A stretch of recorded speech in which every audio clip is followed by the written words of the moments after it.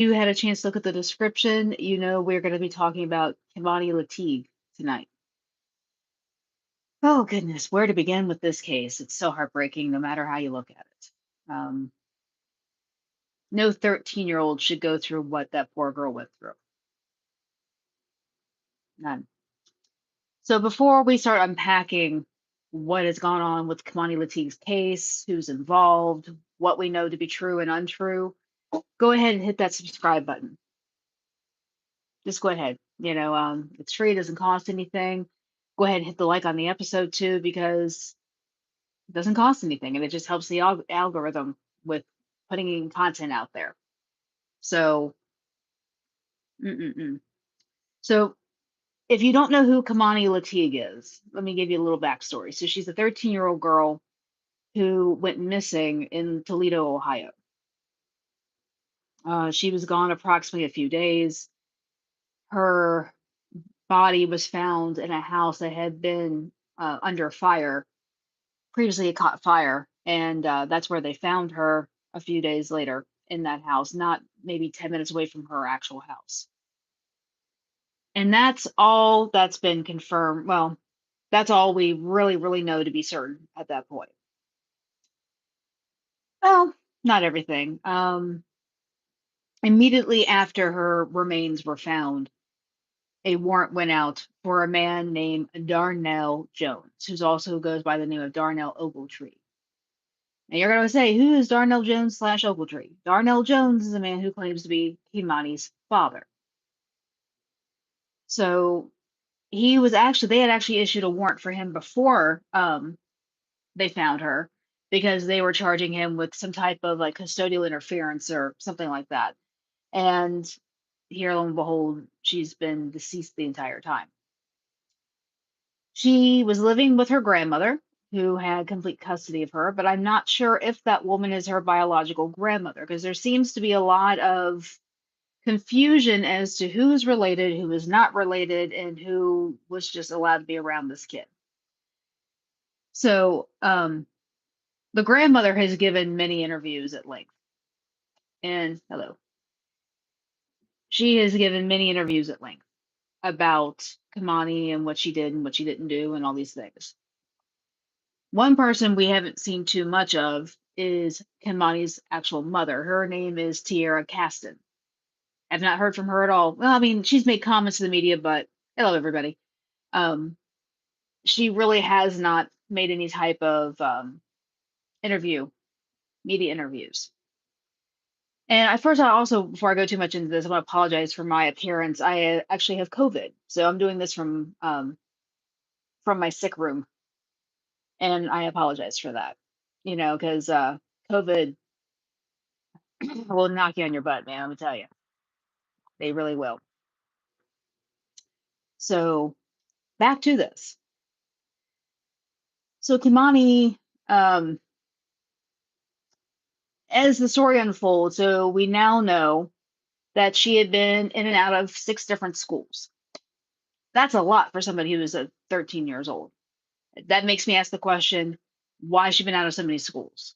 What's going on? No, I do not believe that. That's a bizarre question. But let's say this. Girl got moved around to a lot of schools. That tells you there's something not right with the family, especially if they're not military, if they're not somebody who moves around for their job a lot. She was in schools all within that area. Her mother has not had custody of her for some time. And prior to the grandmother getting her, she was with the mother's godmother for some time. So many people have been involved in this kid's life. Now, Darnell Jones shows up and he's like, well, that's my daughter. And, he knows Kiemani and Kiemani knows him. And I'm sorry, I've got people asking some very interesting questions. Let me see here.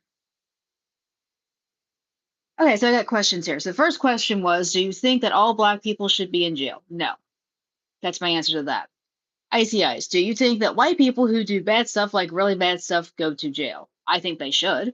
And the last one, what about that movie where they can predict you will commit a crime before you do and they lock you up for the future crimes? Okay, so you're talking about the Minority Report with Tom Cruise. My late husband loved that movie. I thought it was a little crazy, but whatever.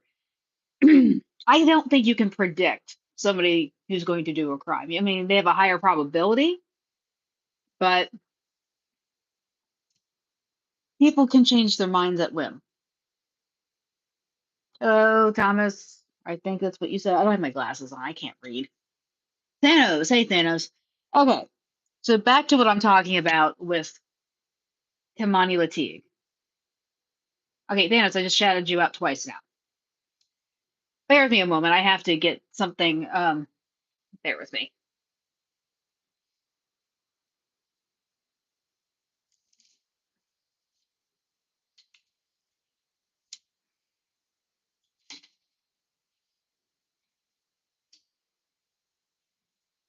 Sorry, I'm in my pajamas. It's all. I'm the greatest. Okay, so back to the Kiemani thing.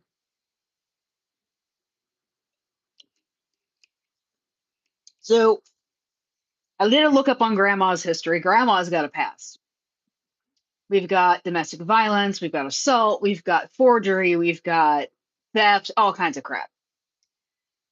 Darnell Jones has a past. Same thing, theft, complicating, driving craziness. Um, Goodness gracious, Matthew Scott. Now, what are you saying? What if their skin color is darker than others, but they will commit a crime? Would you still not lock them up because they are black? That makes no sense. Why commit? Why lock up people? Okay, Matthew, you're being silly now. Okay, you commit a crime, you do the time. Simple as that. Okay, we're just gonna leave it at that and stop with the hypotheticals. Um, so anyway, Darnell Jones slash Ogletree. Um, he's got a huge list, huge, huge list here. And then I just looked up mom, bio mom, bio mom. I don't know what's going on with these people. Assault, robbery to inflict attempt to inflict or threaten serious physical harm, obstructing official justice, resisting arrest, disorderly conduct, petty theft, menacing, disorderly conduct, and criminal trespass. That is bio mom. I think personally, with when it comes to Kiemani Latigue, everyone failed this kid. Family, social services, neighbors, you name it. Now, I will say this. She had classmates at school going to the teacher and saying, "Hey, something's not right here. She's coming in here with bruises and everything else." Reports were made to social services. Social services went over there and talked to the grandma, and the grandma gave her comment going, "Well, they came over and they closed the case and they just did the discipline thing. I'm always supposed to discipline her, not to leave marks on her where you can see them." And I'm like, "What? Who has to be told that? You just don't do that.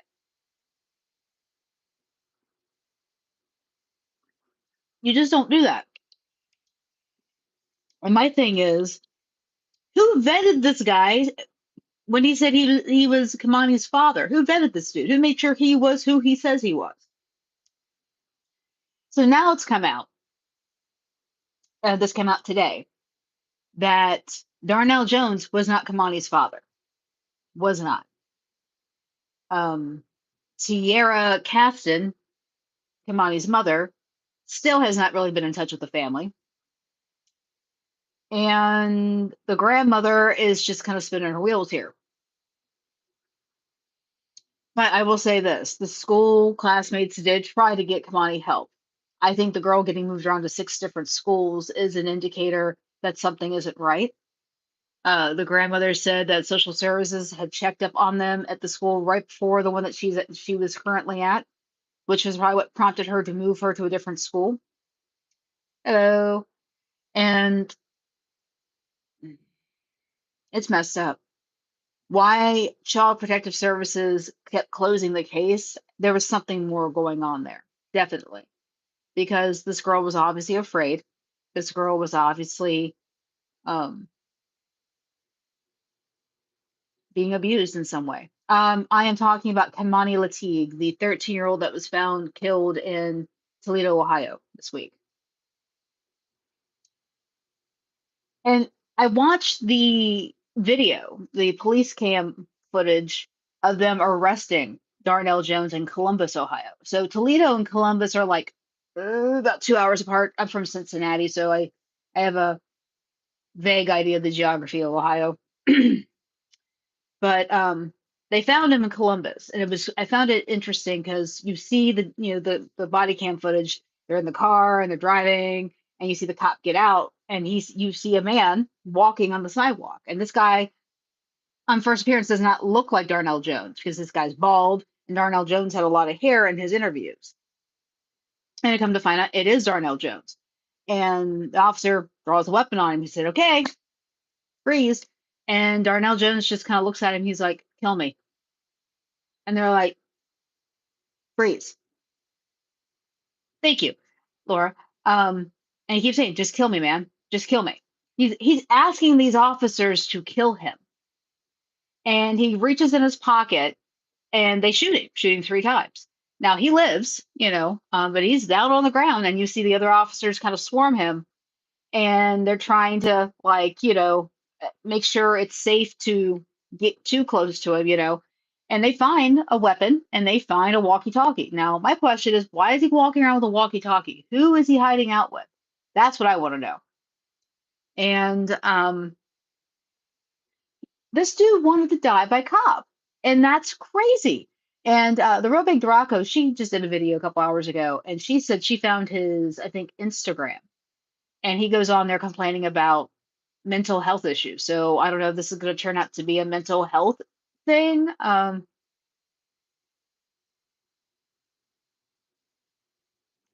Okay, invincible, huh? Um, but obviously, and I think there is some type of mental issue going on here because he literally, I don't know how much you all know about how Kimani passed, but it's been reported and it's been confirmed by the medical examiner that she was RAPED. Her actual cause of death was her being incised at the throat, and he cut off her hands. So they said the lacerations on her throat were so deep it almost took her head off. And wow. So for you to do something like that to a child that you claim to be your own, and then get found a couple of days later begging for the cops to kill you, it just doesn't match up. Because usually somebody who's that type of diabolical, cold-hearted, that can do something like that to a kid is not begging for cops to kill them.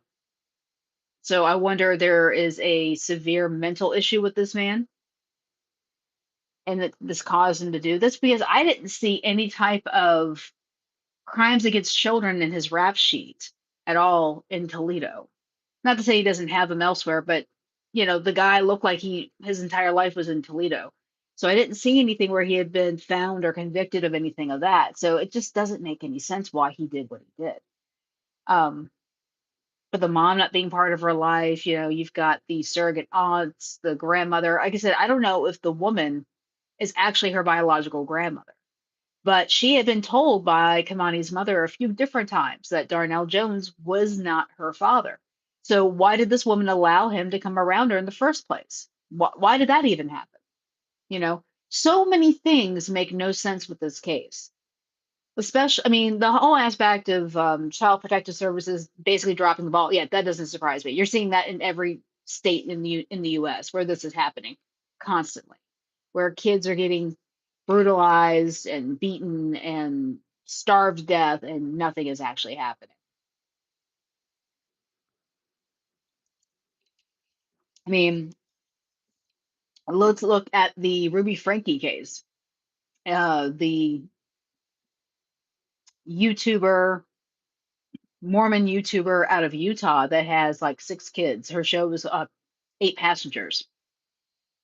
And over time, she had literally thrown her husband out of the house, started having an affair with the family therapist, who's a woman, moved into her house, and these people were torturing the youngest two kids, had them, duct taped and starving them and everything else. Like the youngest son had gotten out of the house, he's 12, and went to a neighbor's house and begged for the police to come. And you find out that the oldest daughter, who had since moved out and gone to college, had been calling protective services for some time, saying, please go in there and check on them. There's something not right. Something's going on, blah, blah, blah, blah, blah. Nothing ever got done. Nothing ever happened. Thank God these kids got out of that situation. And thank God mom's doing 30 years and the therapist is doing 30 herself. And these kids are on the mend and doing better. But that could have been a much worse situation. And social services have been called and they just kind of in one ear and out the other. Same thing with Kiemani. It's kind of like they went out there, they didn't do anything. They didn't, they gave action plans, you know. Um, and so there's just too many of these cases that keeps happening all across the US and they end tragically. And I just don't know what more can be done other than hire more people. I don't know. I mean, screen people to be parents. I don't know. I don't have the answer to this, but Kamani was a very beautiful child and seemed like she had a lot of promise. And unfortunately, her life has been ended, so we don't know what life she would have carved out for herself. But that man, in my opinion, probably needs to be taken out of the gene pool, and her mother for that matter. And those are my thoughts on that. Definitely, those are my thoughts on that. So I am going to hop off here because that's my take on Kiemani Latigue at the moment where we're at with this. And I highly recommend Googling the body cam footage of the arrest of Darnell Jones because it's very eye opening and it's very graphic. So I'm going to give you that warning now. And look at the interviews. The interviews with the grandmother and the other people around her are very odd. The one aunt was not so bad, but the grandmother's a little odd. So, but go ahead. Like I said, watch, look for these videos, look for these takes on things, make your own opinion. Because I bet tomorrow there's going to be even more information out that's going to confuse everybody even more. It seems like every day it's just some other new bombshells coming out or something that's contradicting something that was said the day before. So don't be surprised if I hop on here and start talking about something completely on the opposite of what I just said tonight, because that's how often stuff is coming out and it's just changing back and forth. So this is Rebecca with Red True Crime. I'm going to hop off here. Be on the lookout. I'm about to release and drop my next Thursday's Child video. For those of you who don't know, I'm doing the oldest unsolved missing child cases, one for each state of the 50 states. So we are in Ohio tonight with Melvin Horst, who went missing December 27th, 1928. An interesting little case that involves a little missing child, ransom, and even bootlegging. So tune in for that once I upload that here tonight. And that's about it. So I'll be back on, but as I always say, be weird, be rude, be safe, because if you're weird and rude, they will not take you, I guarantee it. And keep subscribing, keep liking, keep commenting, keep sharing, because the more you do, the more the word gets out on these cases, because there's just too many that are missing, just way too many. And unfortunately, there are too many that are being found unalived as well. So have a good night, everybody. Thank you for tuning in. This is Rebecca with Red True Crime. I am out.